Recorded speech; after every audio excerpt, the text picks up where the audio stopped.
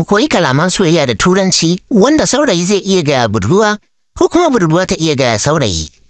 Na ɗaya, I will be with you forever. Zan kasance tare da ke har abada ko kuma zan kasance tare da kai har abada. Duka za a iya faɗi. Namiji zai iya gaya wa mace, mace za ta iya gaya wa namiji. Na biyu, your smile make me happy. Murmushinki yana sa ni farin ciki ko kuma murmushinka yana sa ni farin ciki. Duka za ku iya faɗi. Na uku, you are my everything. Kai ne komai nawa ko kuma ke ce komai tawa. Duka za a iya faɗi ko namiji ko kuma mace. You are my everything.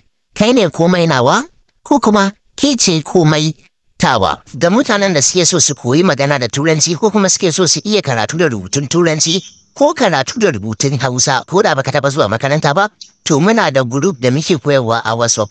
Sannan kuma kudin shiga wannan group din 3,000 ne. Sannan kuma baka da matsala ko da baka online lokacin da za a sa bidiyo ne kamar yadda kake ganin wannan muke sawa. Ta inda duk sannan ka hau online kawai inda kana cikin group zaka tara an sa. So idan kana bukata ga number mu na sai ka dauka sai kai mana magana ta WhatsApp.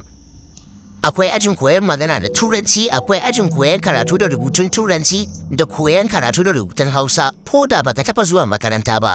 Za ka iya shiga idan kuma ka iya karatu to za ka iya shiga ka koyi turanci magana da turanci kai tsaye ga number mu nan akan screen.